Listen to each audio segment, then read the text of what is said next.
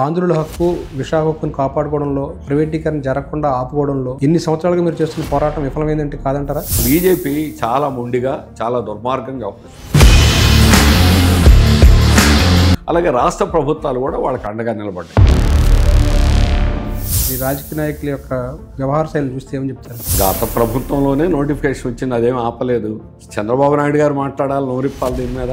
పవన్ కళ్యాణ్ గారు అంతకంటే ప్రతి సభలోనూ చంద్రబాబు నాయుడు గారు చెప్పేదేమంటే అది పచ్చమోసం, అది వాస్తవం కాదు.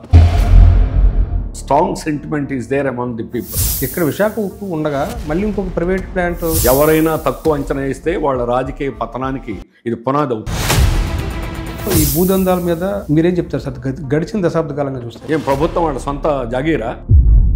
లులు మాల్కి విశాఖ బీచ్ రోడ్లో భూముల కేటాయింపు గురించి మీరేం చెప్తారు? కమిషన్ అనే దానికి ఎగ్జాంపుల్ చెప్పాలంటే ఆర్టీసీని ధ్వంసం చేయబోతున్నారు.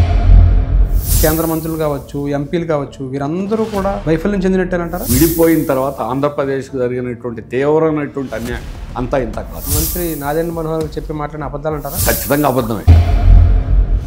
రాష్ట్ర రాజధానికి సంబంధించి ఇప్పటికే తీసుకున్న భూములకి ఆ రైతులకి ఇంకా న్యాయం జరగలేదు పూర్తిగా. ఇప్పుడు 40,000 ఎకరాలు తీసుకోవాలంటున్నారు. ఈ 3D సినిమాలు అప్పుడు కూడా చూపించారు, ఇప్పుడు మళ్ళీ అదే సినిమాలు చూపిస్తున్నారు.